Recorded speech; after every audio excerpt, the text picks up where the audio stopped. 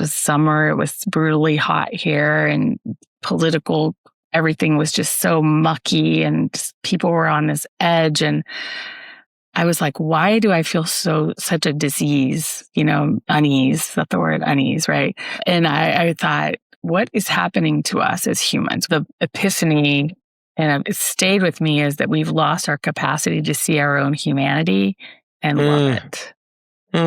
Like this capacity to not see my neighbor's humanness. We spend a lot of time looking at where people end up.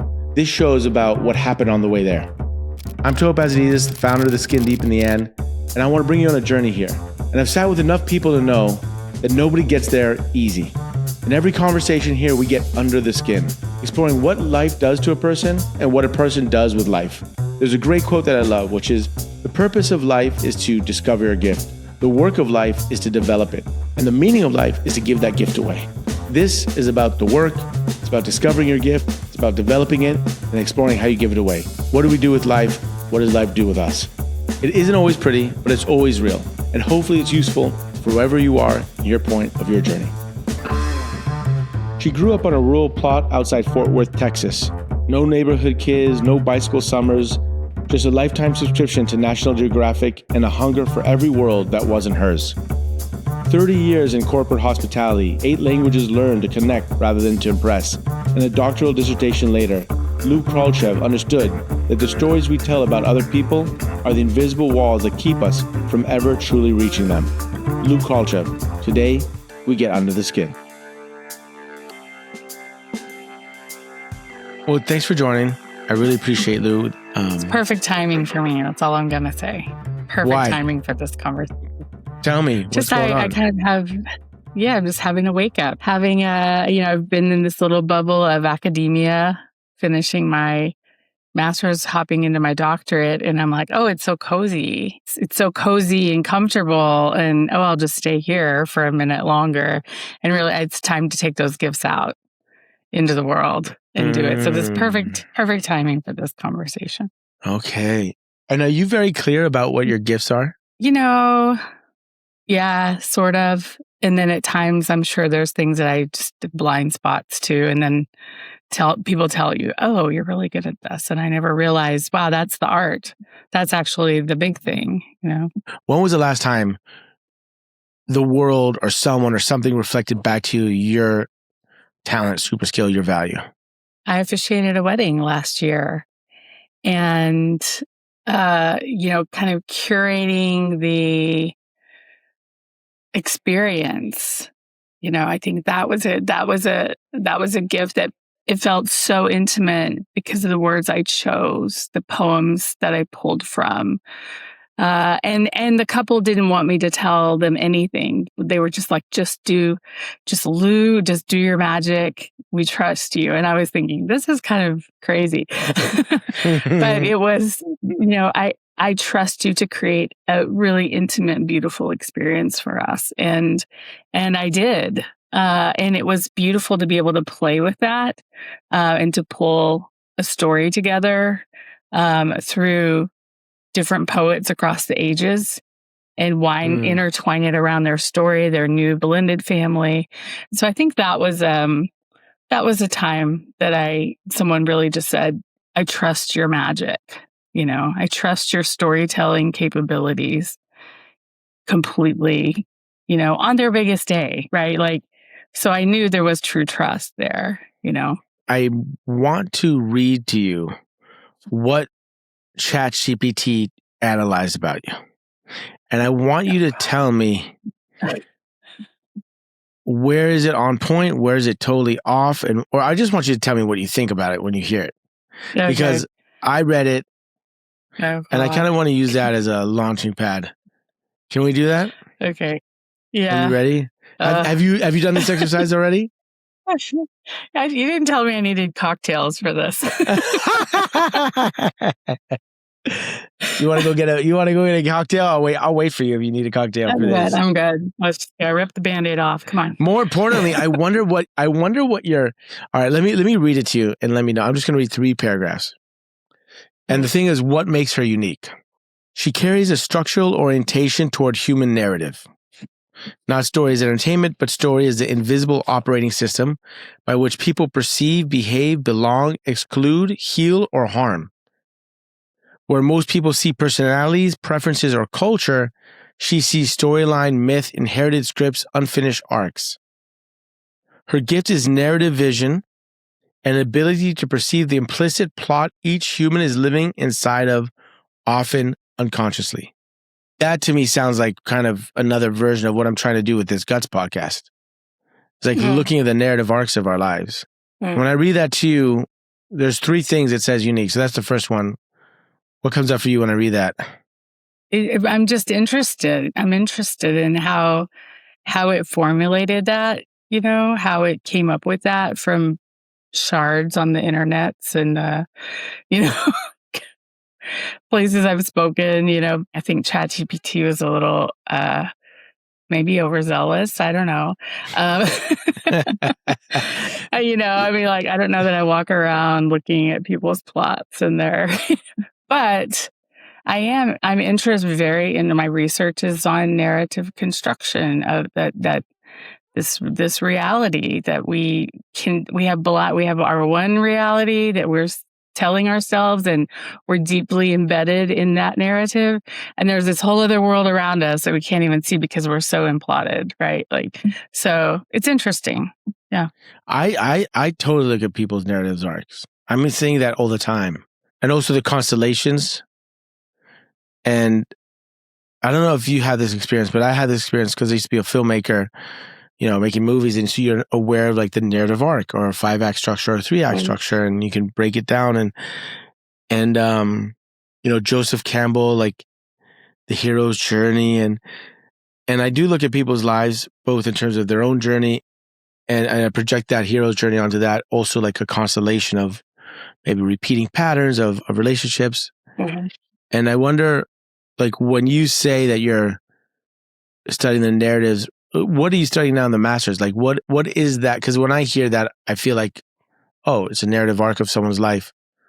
But you're saying you don't really look at the narrative arc. So what are you looking at? Right now, my doctoral dissertation is on narratives that leaders have about followers. There's a lot of research on what narratives leaders have about leadership and leaders and their own leadership. And there's a lot of research on what followers think of leaders and the narratives they have about leaders. And there's just not a ton of research on the narratives that leaders may have around other people that follow, beneath them. And then does that create a divide to which they react? Right. And so then there's, we're walking around trying to solve the same problems over and over again. And I'm like, maybe narrative is the root. This is just what you do on a dissertation is you just dig into a question, and say, is it the answer? I don't know, but can we explore this? And I think, I was in corporate for 30 years in the hospitality industry and loved the way people come together, but you also see the places where things fall apart and how easily things fall apart. And a lot of the times things fall apart is because of a story. Someone has assumed or witnessed or embellished or, does that make sense? So we walk around, with stories. And I use this tale a lot. I mean, how quickly we write a story and how quickly we lean into a story and how quickly we let that story. I'm walking down the street and a branch falls in front of me. I'm lucky, I'm cursed. I can go either way. And the whole day can be written from those two, right? That's how our brains work. Wow. So 2 things come up for me when you say that. When I was 37, I did a Tony Robbins thing, Date with Destiny, which was really impactful, and that's when I chose a different term for me. Instead of a film director, it was a story breaker, because I felt that we all tell ourselves stories.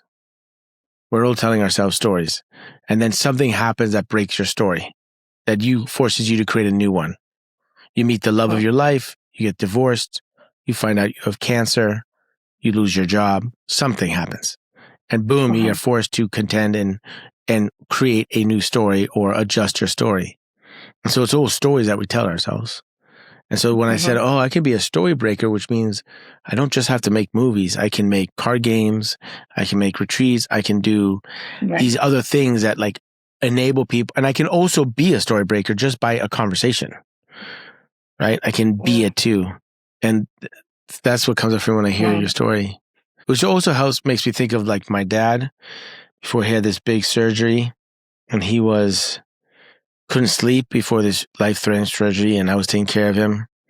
And he would take these sleeping pills, but they weren't really working, but they would kind of put him in this trance state late into the night till 2 or 3 till he fall asleep. And I remember one time he was telling me his life story, which I'd heard many times, but now he kind of went into deeper detail, and I listened, and listened to him like, okay, Dad, so I hear that's all true. Like, I know those are all facts that happened to you, but they're not necessarily all true. And he's like, well, what do you mean? I'm like, those things happen to you, yes, but how you're interpreting them doesn't have to be true.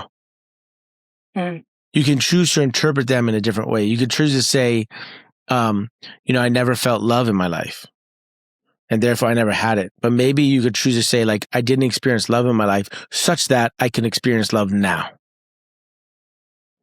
Or like maybe these things happen so that I could then learn to have this so that I could appreciate that, or put me in a position so that then I could understand the offering I could have at this point in my life. And so that's what comes up for me when you say like the tree branch falls. Is it a good thing or a bad thing? What comes up for you? What story am I going to write on to that? Right. Yeah. So what made you choose that as your master's thesis? Like, where did this interest come from? And like, why after 30 years to go back into getting a master's? That's a big choice. Yeah. Story for you. COVID hit, we're furloughed. Everyone's at home. We're kind of like, what's going to happen? And I go out on my front porch, and it's end of March, early April. Like, I think it was like April 1st or 2nd. And here in Texas, the Spanish lavender blooms before the French lavender. So it was early, and I smelled it, and I just, like, I'm standing outside, this wind blows, smell this lavender, and I said, when was the first time you smelled real lavender? You were living in Nice, France, digging around Bronze Age ruins. When did you walk away from that girl to come be like corporate, person, which was fine. But it was also, when did I walk away from that person that was studying 5 languages and, you know what I mean, just to like go into HR and just be HR. And it just felt so one-dimensional suddenly. And I said, you have to go back and get that girl. And this is life, right? These are the stories. Like, these are the moments. These are the epiphanies, right? And I of course, I go inside and I tell my husband, yeah, I think I'm going to go back and get my master's. And he was like, wait, the whole world is like falling apart. He's like, what? Don't make any rash decisions. Like, we don't know what's going to happen. And I was like, no, I think I'm going to do it. And he came back later that evening. He's like, I know you want to take that. For like 11 years, I wanted to go back and do this program, but I couldn't because of travel, work, And then I started and I fell in love with it because it was all humanities stuff. It was all the things I love. It was, anthropology and literature and human communications and all this all thrown together in a interdisciplinary approach that was just beautiful. And then the doctorate came up. I graduated with a master's, and my chair was like, you should go through. And so, yeah. So then I started that, and my husband was like, go, don't stop. Don't worry about anything. You go do this. Don't worry about anything, So it was a very different reaction because he saw me go back and get that girl, and now I'm running with her, Why did that girl and this girl now choose to do about a thesis on narrative? On the narrative, I mean, fundamentally leaders are followers, but like where is that? Why is narrative so important to you? Well, that I come from? think that it is our vehicle for discerning meaning. And I think that it is so misunderstood and not even misunderstood, underestimated, right? Underestimated that we walk around in these stories all day. And, I mean, really, you drive home. I tell people, like, when you get in your car and you drive home from wherever, your brain isn't not off. You're listening to a song and a lyric will pop up a story and you relive everything's a reminder of a story.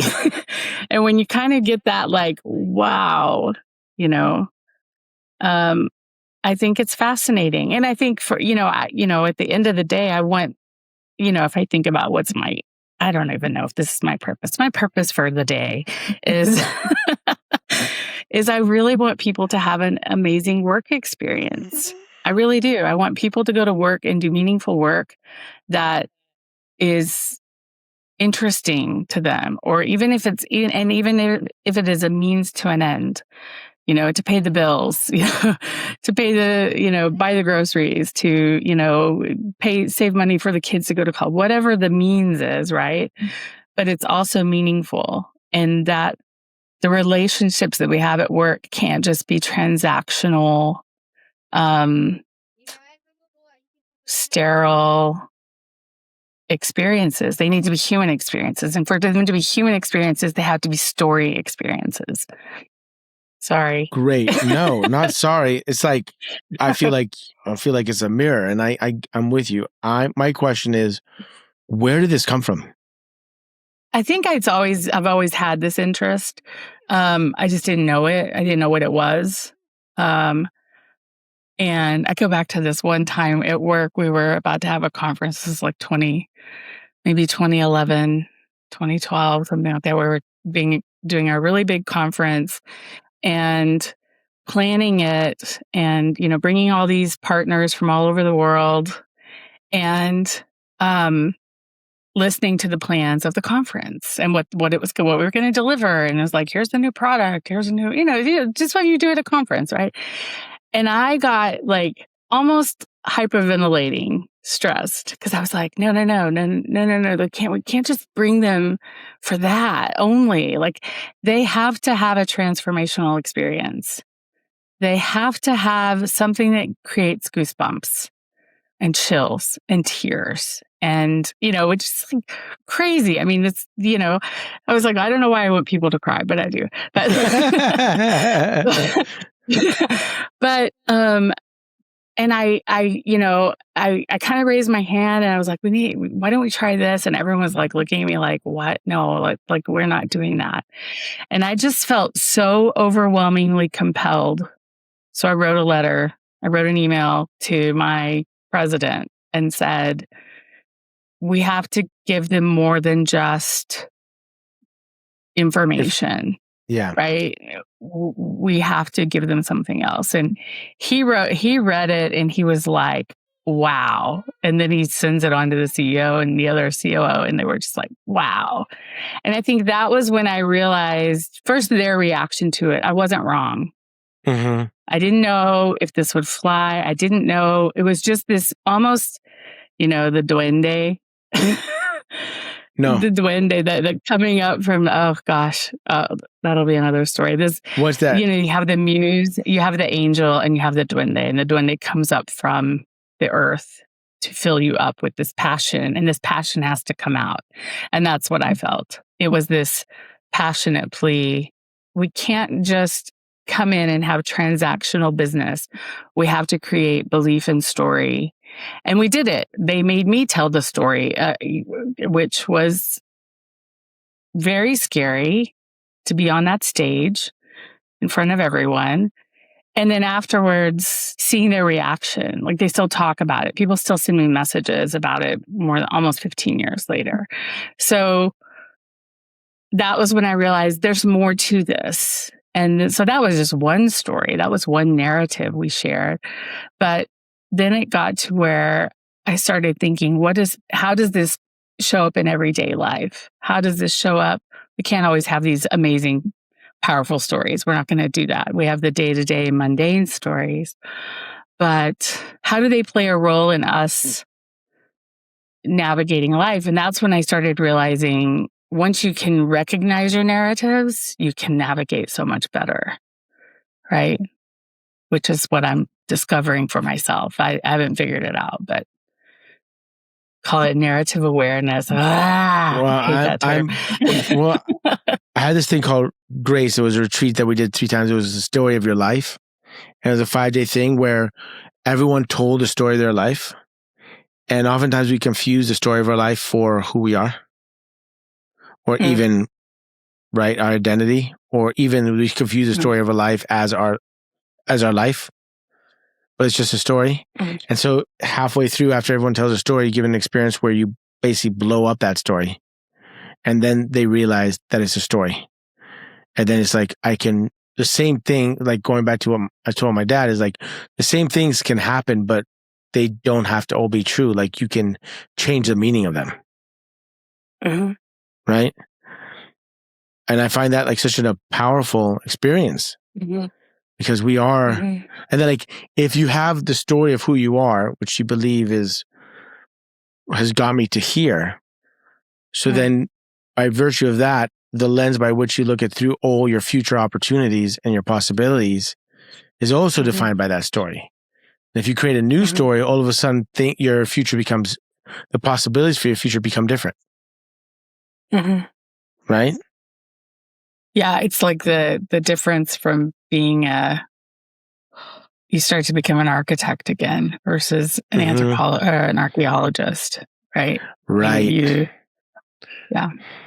See, meaning like archaeology, like you're researching what was built, and architect, you're building something new. My interest in that came from my parents' divorce and looking for connection, I think. I mean, and I don't know why, but I get high off of people connecting. I love crew, for instance, rowing crew, like 8 people, they can't see each other really, but they're all doing their best. It's like an act of like human connection, right? In a way that like is different than other sports, because other sports you can see everybody. Here you can only see who's in front of you, but you feel the movement of the boat, and it's kind of like that invisibleness that you have between all of you is like faith and trust that we're all doing our best and we're moving in rhythm and sync. I just love that. Where do you tell me like the first moment you got off on human connection? Was it a dinner when you were a kid in University of Naples? Like what? What? I mean, you speak 8 languages, right? Yeah, I like to talk to people. I like to connect. And I would say I only learn them to connect and learn their history and literature to understand how to connect cross-culturally. I got to go back to anyone that's listening to this from my old world knows about the crew, the racing skull and all that. You know, you were talking about how you loved and they're rowing and they feel this connection, this energy. And there's actually a term for that. It's called swing. And it's a euphoria that actually people feel when they hit swing. It's something with it's physics, right? It's the speed, velocity, weight, all of this. There's actually a little bit of a lift. I mean, there's a whole, and so they say anytime someone gets in the boat again, they're getting in to try to hit swing. Like they're trying to hit that. Wow. I didn't know that. I have to look that up. Yeah. You mean that moment? It's that moment when the boat just clicks in. It's like, pop. Everybody's clicked in, and you are literally, and people don't realize like we are forces of energy. Like we're not just like a single, like I don't just stop here where my skin stops. I'm a force of energy. And so when you've got all of that speed and energy and internal combustion as well, like it is an energy field, and so connection isn't just woo woo. It's physics, right? Since I was a kid, I was always connecting with outsiders, others. So I grew up on a small little farm in Fort Worth, Texas. And it's a city, but we lived on the outskirts and we had, this kind of rural plot Didn't have any kids. We didn't have the American bicycle, all the kids riding bicycles in the neighborhood kind of scenario. We had, no curbs and gravel driveways, right? But I got a subscription to National Geographic. My dad was friends with one of his friends from college worked there. So that was my lifetime subscription, which only goes to your 18, which is really, that sucked. But when I was 18, I didn't get a new subscription. But that shaped my worldview. It shaped my life. I was always attracted to people that looked like the people in the magazines. And so when I would go out in the world, I was gravitating to different people. And I would find a connection. And to this day, I always laugh because I could go into a room of 5,000 people and I will be standing next to someone, or somehow two of us will stand together and we'll spark up a conversation. I'll figure out we have a tie to another country or another place, and we will just connect from there. I've had people say, I cannot believe I'm having this conversation in Dallas with someone. I can't believe that of all the people in this room, there's a fascination with that in my life as well. I almost make it like a game, of like, wonder who I'm going to meet today. That's just extraordinary that the two of us met up, So I have a little bit of, I want to say this fascination with connection is more just the game of the serendipity of possibility, not just, oh, wow, that happened, but what becomes of it. I don't know if I answer your question. No, it's beautiful, but were you an only child? Yeah. You were an only child. Divorced. Okay, so you didn't have a friend to play with. No. And you're on a gravel in a farm. All sorts of stories. Yeah. Stories. That was your escape. James Victoria, he's an artist that I love. He's got a phrase: the thing that makes you weird the thing that made you weird as a kid is what makes you great today. And I go back and I ask people, what was the weird thing you were doing when you were a kid? And for me, I was throwing parties. I had every stuffed animal around. I had every dish out of the kitchen.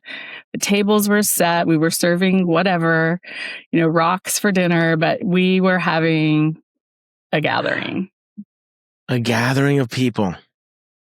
But you remember that as a kid?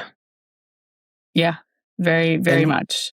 And was that were you sent to your room to be quiet, or were you like, I'm bored, I have nothing to do, I'm going to go create a party? I was never told, go to your room and be quiet. That was pretty much just like, you go do you, girl. Go do you, girl. You're like looking around. You're like, okay, I'm going to make this a party. Wow. Yeah. Well, it's funny because my creativity, I think, comes from a rebellious nature where I would be punished. I'd just be sent to the bathroom, for instance, and be like, you're going to be here for half an hour. And I remember being there like, well, I'm not going to let my dad win. There's no way. When he comes back in here in half an hour, he's going to see me having a great time. And so I would make up a make-believe world, pull things out of the cabinetry, and just create a game and a story, and and I would get so lost in it that by the time he came back, he's like, all right, you can come out. I'm like, no, I'm cool. I'll be here. Let me finish. And so Dad, can I sleep in the bathroom tonight? Yeah, I'm like, I'm good. I'm good. I'm cool. I'm good. I got to finish this game. That's where that comes. Wow. So National Geographic. That's the creative mind too. Yeah. What was the first language you learned? English? Was that your mother tongue? English is my mother tongue. Yeah. So what was the second language you learned? Spanish, and then French. French. The story is, so my dad was in music school when I was really young. He was in school to be a music teacher, and he brought home a bunch of bossa nova, Tom Jobim, Gilberto Gil, Caetano Veloso, all of these musicians from that. And he's studying this music for a class. And his study was right next to the playroom where I would play and do whatever. And I was coloring in a coloring book, and music was on repeat. And he left the room, and he came back in, and I was singing Corcovado in Spanish or Portuguese, right? Perfectly. And my parents are like my mom's from California, my dad's from Texas. And they were just like, oh my God, this is incredible. So I picked up languages very early. How old were you? How old were you then when you picked up? I was like 3. Yeah. Oh my gosh. I was little, 3 or 4, you know what I mean? I was little. And so that's when they realized, wow, she's got a gift for this. And then later, our school was one of the first ones to do, I'm old. I was one of the first ones in our city to do Spanish language. And so they put us in the Spanish language classes and did that. And then in high school, did French. And then, yeah. Well, let's keep going. So you did English, Spanish, French in high school. Mm-hmm. Yeah. And then in college, I wanted to do all the languages, but my college was like, you can't. You have to just pick one. And I was like, why? Story of my life. Why? And so all of my electives were foreign languages. So it was like French, Spanish, German. And then I went to another school. And when I went in, I was in a junior college first because it was very affordable. And then I went to university and got there to this more elevated class. And 2 things happened. What I realized was everything was pretty much dumbed down to that point. I was kind of talking very elementary, we were putting sentences together, but we were not reading literature. And so I went into my first literature class and I was like drinking from the fire hydrant going, oh my God, like I don't know anything. I know nothing. And I had this breakthrough of, we were talking about a text and the teacher was asking us, why do you think this author did this? And all these students were giving these answers. And I was like, no, that's not why. And I didn't know how to say, and it was one of those, and it's a linguistic breakthrough. The urge to communicate is stronger than the urge to be correct, right? Like go and be messy, just blurt it out. And I just said, blah, and my teacher was like, exactly, yes, and so it was kind of a threshold I needed to go through. Everything else was sort of trepidation and safety. And then this was just, no, you have to know the truth. I think I'm starting to see a pattern in my life now that I'm telling this. You just have to go through messy, and be scared, but go to make your point because they have to understand. So that was a good breakthrough. But then I realized like the other people that I was, studying with, like their French was so bad. Like it was just Je voudrais and Coca-Cola, s'il vous plaît. And I was like, I don't want a degree and sound like that because I passed all my classes. So I got up and left and I went to Europe for 8 years and bounced around and took different jobs. I started as au pair. Then I got into culinary and worked private chef for families and little gigs. And then, and then I came back in 2000. But all of that was just to learn more language better, to learn the culture better. So did you learn... Yeah. So when you went off to Europe, you spoke French, Spanish, and English?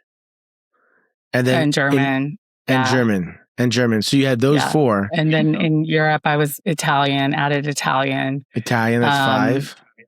Yeah. And then came back, Russian as well. I had studied some Russian. That's a whole other story. Going to Ukraine. I went to Ukraine 2 summers. The first summer I didn't speak any, and the second I was going to learn. Again, when I went that first summer, we were walking down the street in this big city and all these people were walking against us. So we were walking this way and like thousands, it felt like hundreds of people were walking this other way. And I said, where are they going? Let's go see where they're going because obviously there's something happening. So there was a park with a small amphitheater and there was a stage with a woman at the stool and one microphone. And she just opened the book and started reading from Franco, the Ukrainian famous poet. And I just fell in love with the language. And I said, I'm going to go back and study. And so I studied it for 2 years and it's so rusty. I don't use it at all. Was she reading in Ukrainian or Russian? Yeah. Which Probably one? Ukrainian, but But then you studied Russian. It was 93. This was 93. So there was still quite a lot of overlap. Might have still been Russian. Yeah. Yeah. So what are the other ones? You and then I went to, so in 2000, I went to Egypt, and you speak Arabic? Was there. Huh? You speak Arabic? I studied it. I don't speak it well. I speak a little bit, I can read it. It comes back. If I use it, it will come back. But again, that was 2000. So 25 years ago. Oh my God. And then I was in a cafe there that's dedicated to this famous Egyptian singer, Kulthum, who's very famous. And she supposedly had all of the best poets in all of Arabia writing her lyrics and music. And so I said, well, let me learn some of this. And so I studied that for about a year. So it's one of those I can read a little bit and get by a little bit. I need to, when I go to the Middle East, it's nice to talk to people. And I taught ESL here from 2004 to 2016.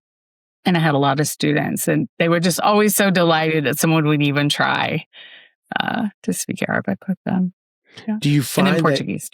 And then Portuguese. And will you find that when you speak in a different language, you feel like you're a different person or a slightly different version of yourself? I find it's like a costume. I do. I think there's a character that comes through. There's a character to the language. Don't you think? Totally. There's a, yeah. Like, I don't know if it's a character to their language or that I've given it, or like a certain character of me shows up or is enabled by the language. Yeah. Mm-hmm. And I find that that's like another form of a costume, which you could say it's either another culture, it's another culture that you embed in, or it's another narrative that you participate in as terms of like who you are. I find that really interesting. Right? Well, and there's so much. Yeah, there's so much. Like, I mean, the jargon, the pauses, the ums in other languages, the space people fill in between, right? And some of that doesn't exist in other. You don't know it yet. You haven't learned it yet. You don't see it yet. Or maybe you only see that and you don't see these other nuances. So it's very interesting. But I think, from a tool of connection, language, and picking up on those news and finding yourself in that story of the language, that's very interesting, because we're stepping into another facet of our identity that people that don't speak that other language can do. Do we change who we are? Does our personality change? Do our interests change? No, but our expression changes. I have a friend he says a beautiful line. He says, it takes traveling for you to learn where you come from. Absolutely. Like, when you're living there, you don't really know where you come from until you go traveling. Then you learn where you come from. Mm-hmm. So you think you're learning about Japan, but you're actually learning more about where you come from than, because seeing Japan makes you call into question, who am I? Where am I from? What are the things that have created me? Do we have that? Does that exist here? Do we have, what's our version of that? Right. I even say, like, learning another language helps you learn your own language better, because you weren't paying attention when you were learning it at your mother's knee. Didn't understand the grammatical structure of everything. And now suddenly you're like, oh, wow, that is okay, wow, we have that. Because we just speak it. We don't know what we speak. But that's very interesting. And so I want to read you the second thing that says that's unique about you and see what you think. Are you ready? Okay. Her second axis is hospitality as ontology. She spent decades in hospitality, not as service work, but as an apprenticeship in human arrival. Witnessing strangers cross thresholds, disorientation becoming orientation, fear becoming familiarity, she learned how environment, language, ritual, and attention create belonging. It's not performative warmth, it's architectural connection. ChatGPT is just having a moment with itself. I mean, it's nice. But I mean... ChatGPT is Yeah. just trying to impress itself. He's trying to get more narcissist clicks. That's what that is. For sure. It is. No, that's not even a joke. I think it's built for that. Dopamine. Dopamine hit. No, I'm sure. But like, where is it getting it right and where is it getting it wrong? And what in it resonates for you? Hospitality is a lesson in humanity. Absolutely. Tell me about that. When it's done well. There's research on this. Like when you digest your food differently when you eat alone versus when you eat in company. Like there's a biological reaction to hospitality. And so I just think it's where the walls come down too, many times, not always. I mean, of course there's gonna be, but a table is where people can leave all that other stuff behind and we can go, oh, this is delicious.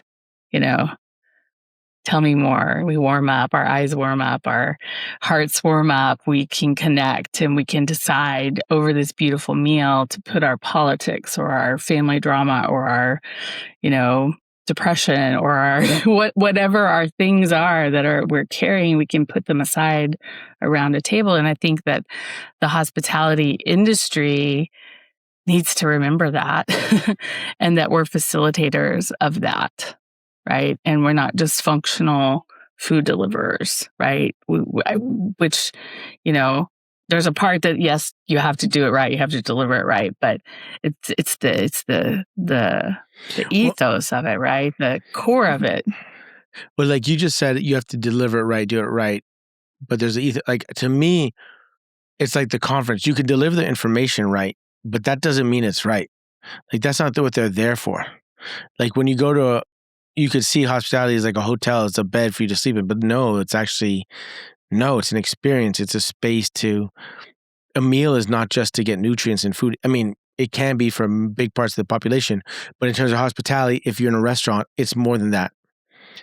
It's an opportunity for more than that. And it makes me think of, I'm an experienced design architect. I look at everything like, what's happening between the people and how can we shape it? So for me, if we're at a long rectangular table, which oftentimes we are, the vector of people that you're speaking with are basically 5 people. It's the one right in front of you, to the right and left of them, so that's 3, and then to your right and to your left. So you're talking to 5 people. And there might be a table of 50, but you're only talking to 5. So you're not really engaging with everyone there. So maybe that's why a round table is more conducive to a greater connection, because you could put 8 people there and it's big enough that there's not such a distance between all of you versus like a 16-person round table. It's so big. Right. Again, I'm not talking across, so then I'm really talking to my right and left. Yeah. What's the right distance of a round table so that I'm not talking to 5, I'm talking to 8? And then what's the food? Like, is it Russian service where I'm getting the plate and it's right there? Or is it like, not buffet, but like they put the whole, sorry, what was that? Family style. We call it family style. Where you put family style, that feels different. Because like, can you pass a plate? Or like, shall I put this on your plate? Can I serve you? Can you serve me? That changes the eating experience. No, not forget the eating experience. That creates a human experience.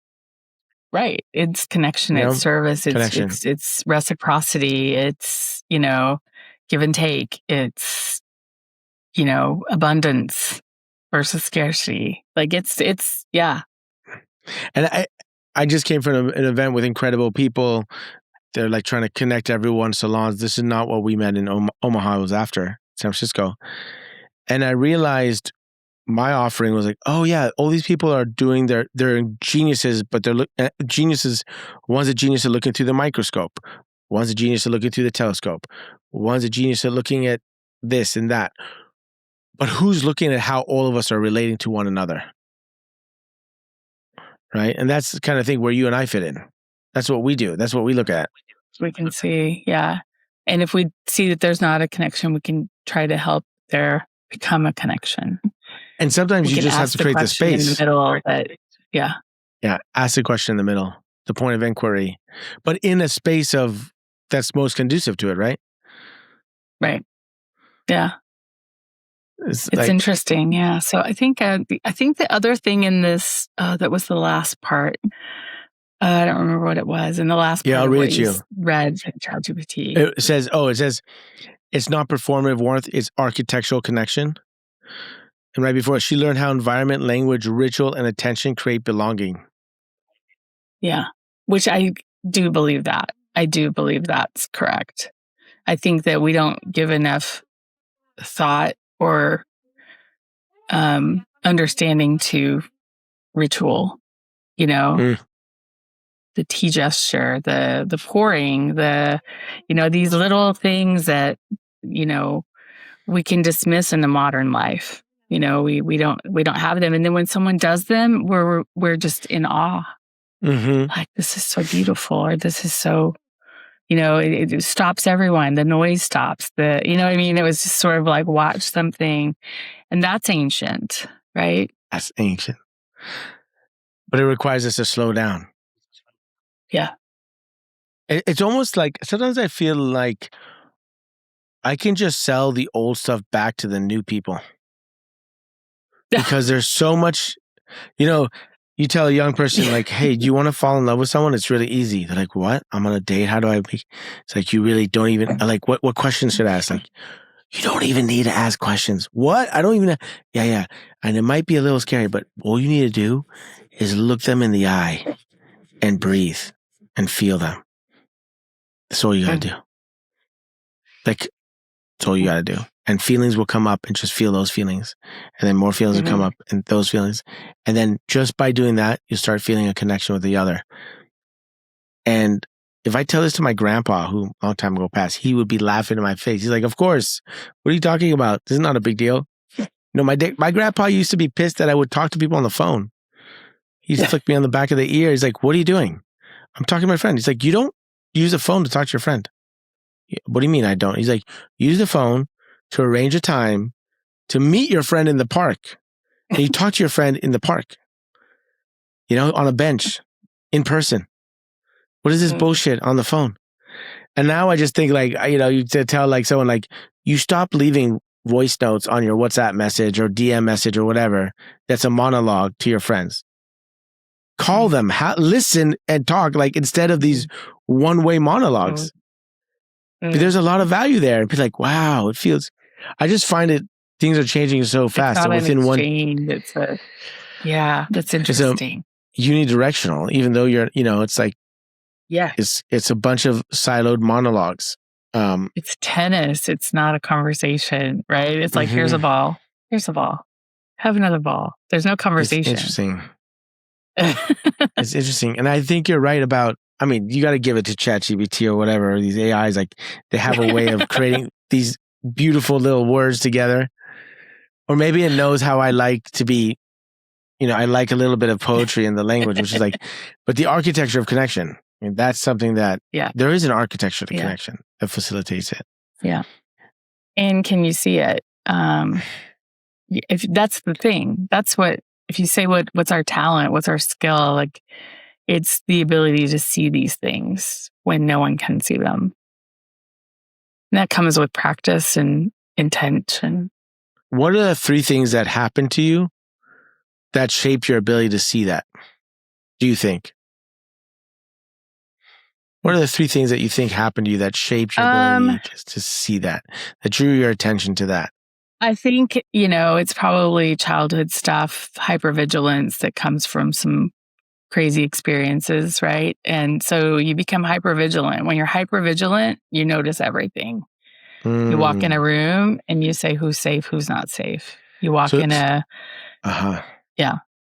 Who's so something good, happened who's bad. when you were young. Not good or bad, but like, who's got a good energy, who's got, like, what are people's facial expressions? What are their, Like, you just scan real fast and figure out. Some early trauma happened that, like, awoken your sense of self-protection that enabled you to see who can I trust, who can I not, who to be wary of, who to be safe with. Right. Right? Yeah. Okay. That's one. Yeah. That's a big one. And you can also see structures, power structures, and, you can see pain structures. You can see, like, and I think that's why I was always so, I don't know. It's maybe, I don't know what the phrase is. I don't want to like minimize something, but I think that the reason the outsiders, I was always like, because I could see I was an outsider, and I could see other outsiders and say, nope, let's walk in together. Come on, let's go. Like just. Why did you feel like an outsider?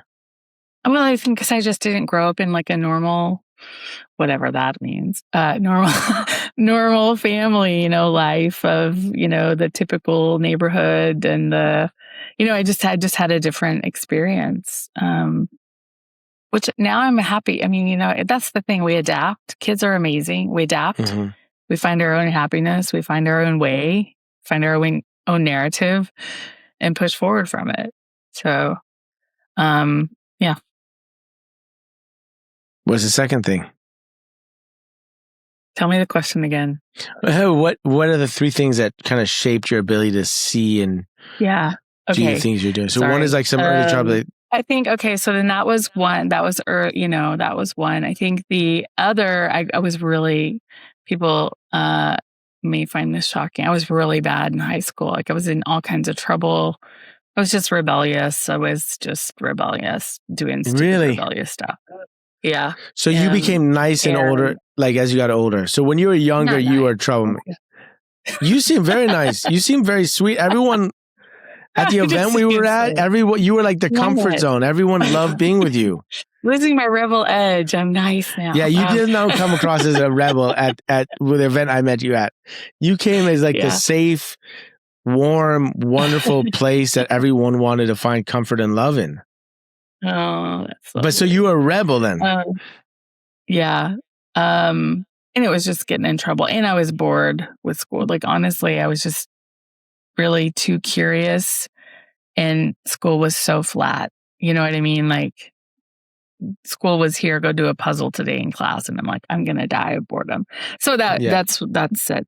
But I think in those rebellious years, you see a lot.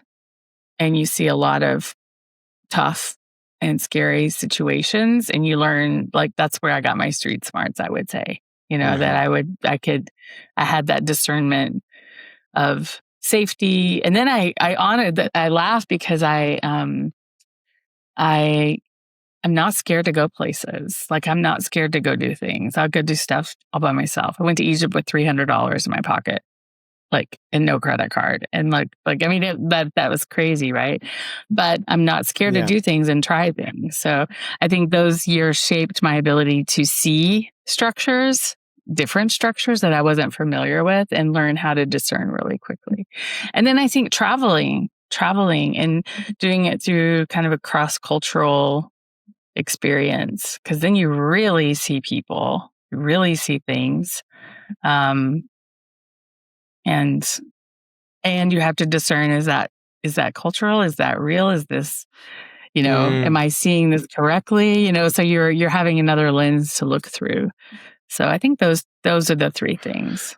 When you say that you went to Egypt with $300, that was crazy, but you did it, right? Is that part of the girl that you were looking for back in Naples when you smelled the lavender in 2020? The one that does crazy things? Is that a little bit? Yeah. Because I got so cozy and safe, comfortable. And I had a good time at work. Like, and the thing was, I was having a great time at work. But yeah, it was also time for me to move on, And I knew it. Everybody, we all know. We know in that when it's like, the sun has set, girl. Get out of bed and go to the next phase. Well, what's beautiful is that for you, it came from a fragrance of lavender. For others, it can come out of a depression or a job loss or some health issue. For you, it was a fragrance. Mm-hmm. Thank God. I laugh. It's like my Proustian moment, like, the Madeleine and the tisane, I'm like, of course lavender is going to take me on Swan's Way journey, right? No, we're going to like... But smells are key to memory drivers. Yeah. I mean, absolutely. Somewhere it's written here that you are a cross-cultural authority. I think it's on your LinkedIn profile. Like, how do you become a cross-cultural authority? No, well, I want to hear about that. Is that like an actual degree, or is that you just Is that No, like well, I would say yes. Yes, it's not a degree. It's a thing. I'm what they call cultural intelligence certified. It's a course, you get that.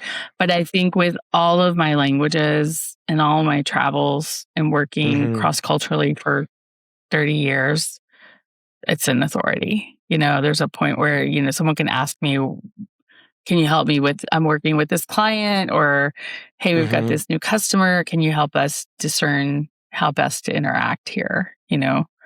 Approaches. So I would say that. It's funny. I wrote that. This was kind of like I think we go through, our books, ourselves. Like, I read that now and I'm like, gosh, I've so moved on from that, Right. And so I read it. That's why I go, oh God, like, oh, yeah. Well, like, I mean, there's another one that says strengths. Evolved. Yeah, of course. It's our own effort of mentioning in one point of time where the river is at. But as soon as you write it down, the river's already moving on.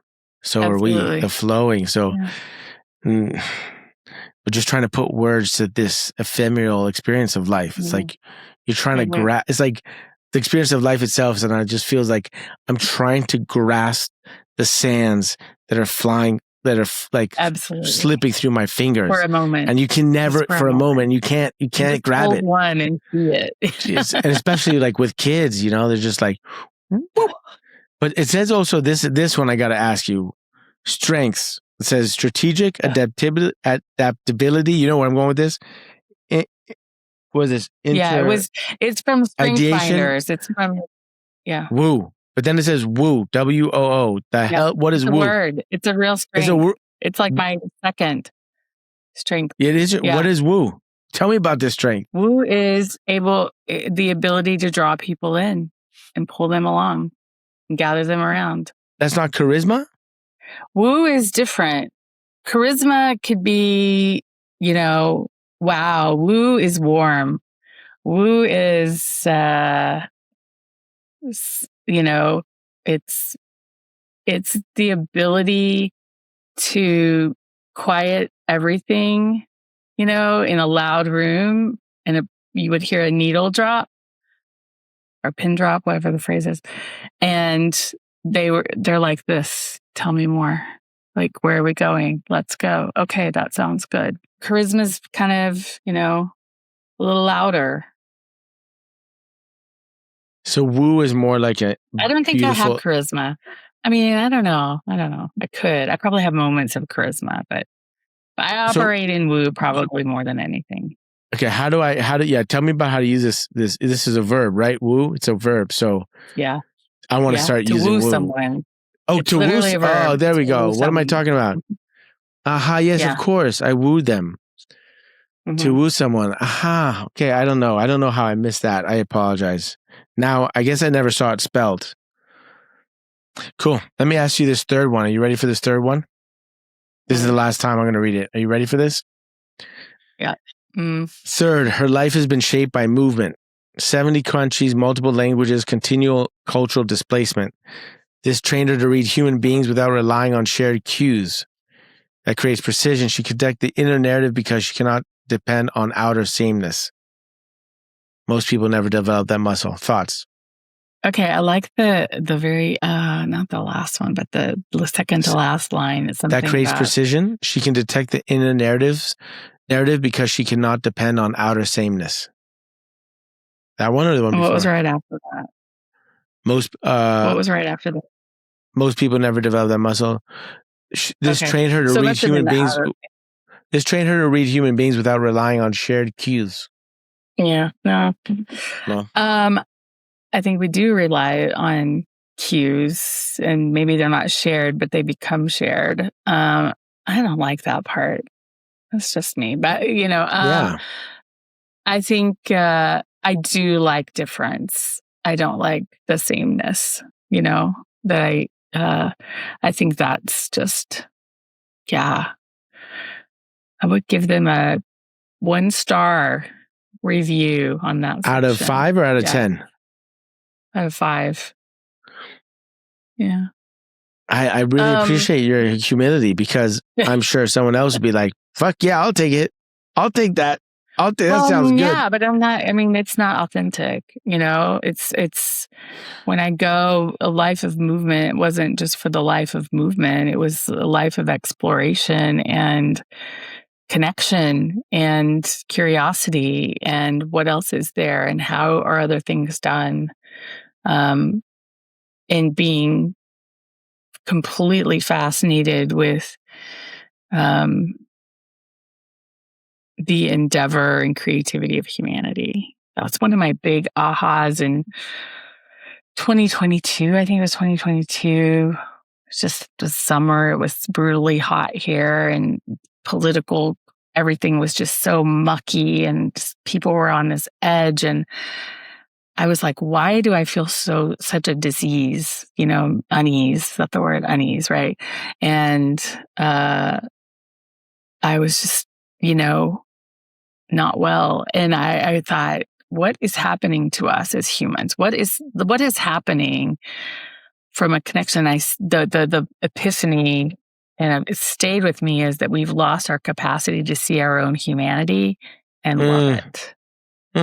Like this capacity to not see other humanity, not see my neighbor's humanness, right? Not see my where customer versus salesperson. There's this, and somehow, and if we can get that capacity back, and I think it's through connection, I think it's through hospitality, I think it's through stories that we can reconnect all of that.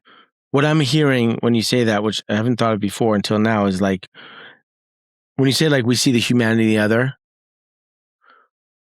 what comes up for me is the differences.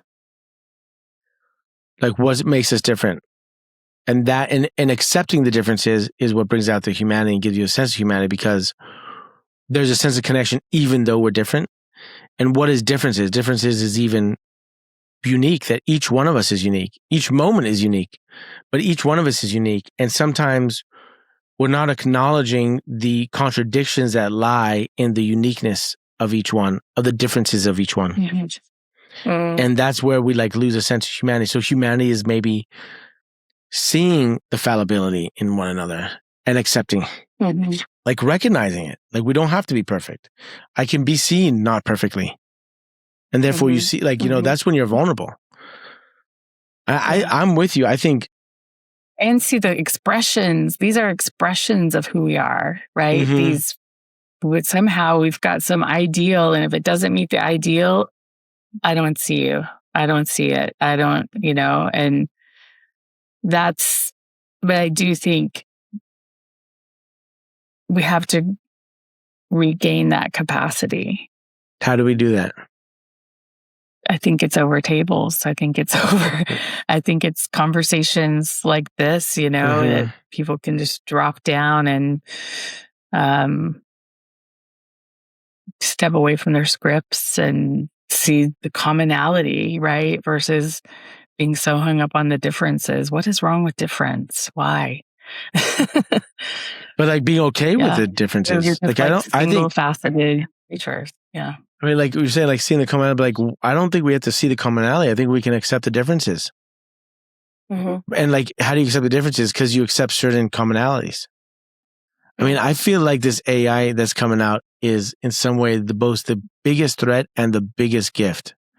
And the biggest threat is that it's going to mute every sense of humanity. But the gift too is that the impetus is on us now to really choose, what are we wanting to experience? What do we want to be? Where are we focusing our energy and the time? And ultimately, what does it mean to be human? It's a big question, because if you can think about it and you can give yourself time to think about what does it mean to be human? What does it mean to be me as part of humanity? What am I adding to it? What am I taking away from it?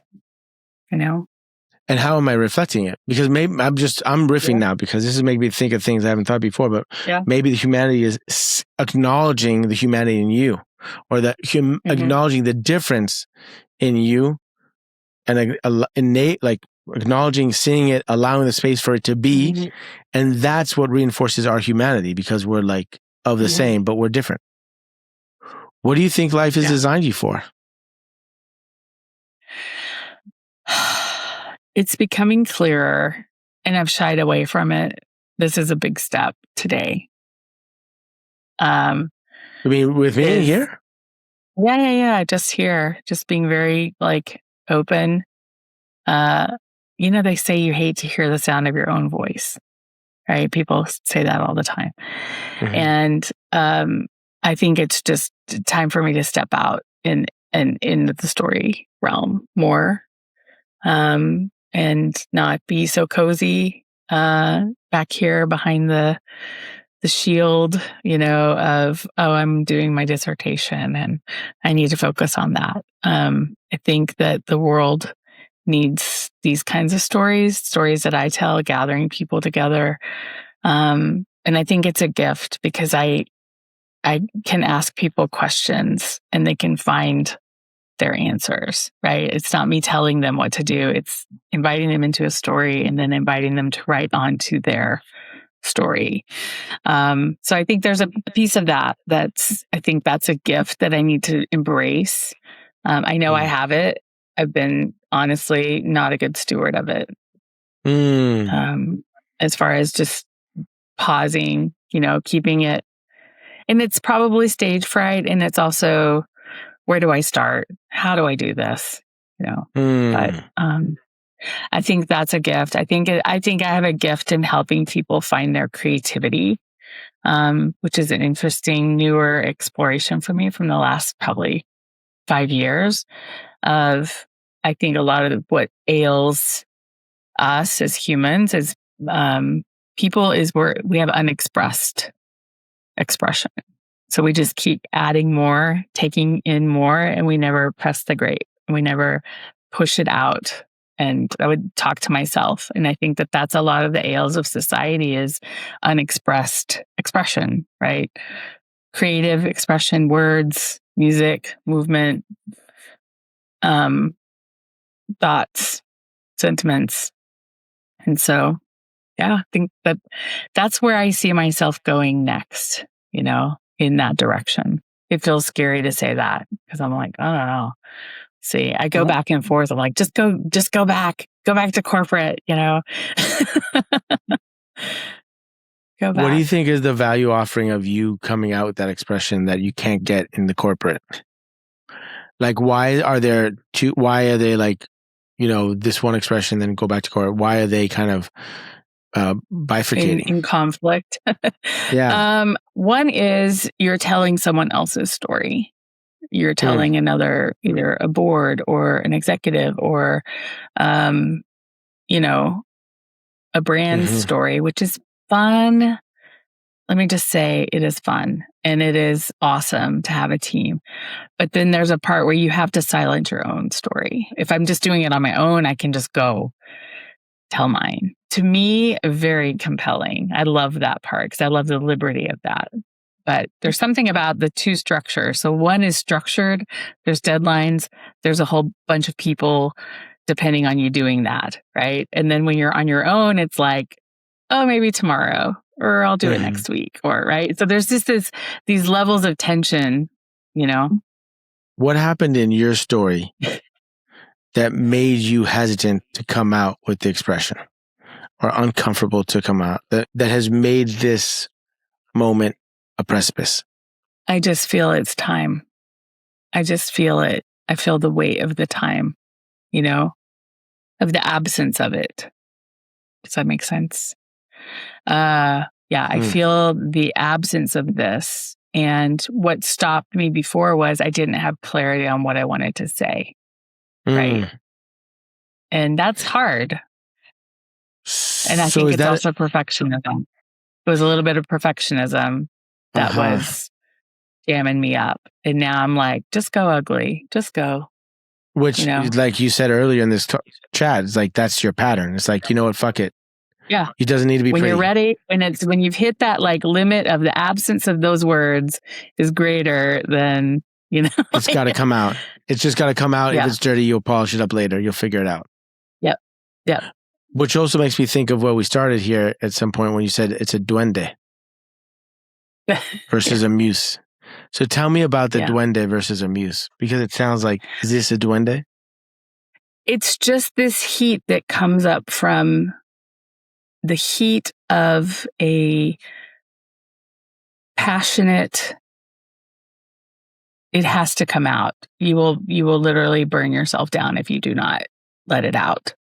Right? Where the muse is like an idea, an angel may impart some wisdom, but the duende is like the fire from the earth that comes out. I'm at that point where it's just scary when you're on your own. I'm so much better when there's like a group of us and we're going, like, charge, like no problem. When you're on your own, it's intimidating, But you're not on your own. You got your husband, you got your friends. Yeah. But yeah, I hear you what you're saying. It's like, no, it's a group thing. It's just a different world. Yeah. Yeah. Yeah. And I'm I don't know, the creative types, you need a deadline. You need to set the launch date. You need you know what I mean? You need those, like, the heat of it's due, right? We all work better when that heat is arriving. So what does it mean when you say trust your original genius? What is original genius and how do you find it?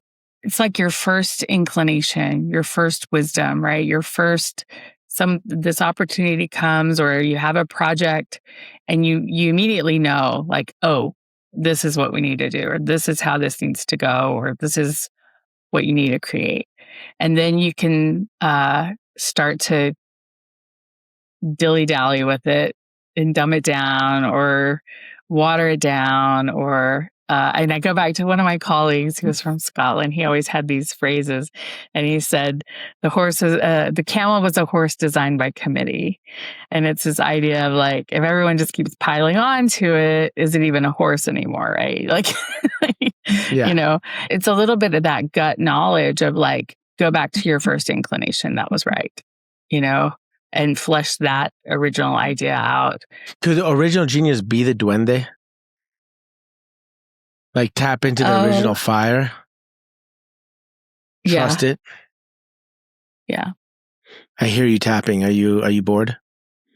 No, I'm I'm laughing at the awkwardness of this. Like, I'm sitting here going, why is it so hard for me to talk about? It's an ongoing fucking learning lesson. God knows. I have this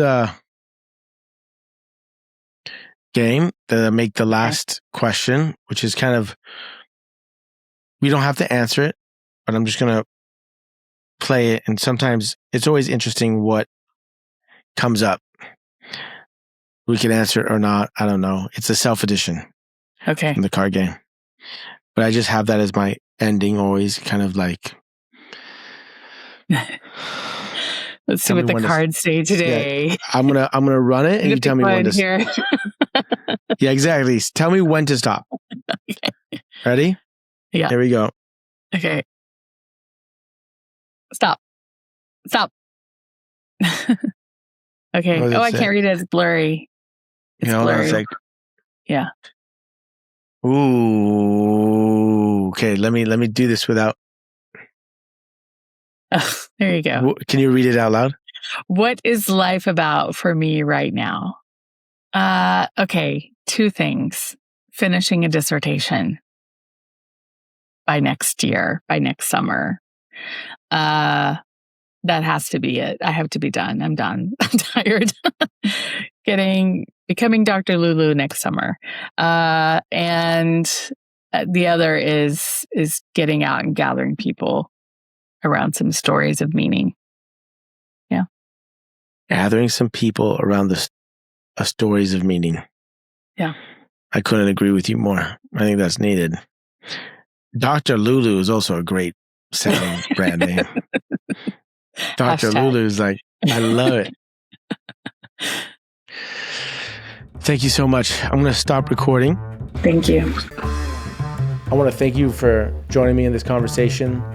I hope it had some utility. I hope it offered a reflection of what maybe life is shaping you for, and maybe it offered a missing piece to the puzzle of your life. It was a pleasure for me, and I appreciate your time and attention.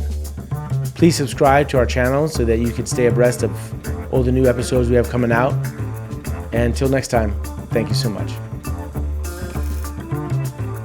Guts is a Skin Deep media production. The show is produced and edited by Gonzalo Torres Ocampo, with editorial support from Anthony Cabral, and executive produced by me, Topaz Adizes. Special thanks to all the guests who showed guts, without whom there will be no getting under the skin. Interested in joining our community and following this journey?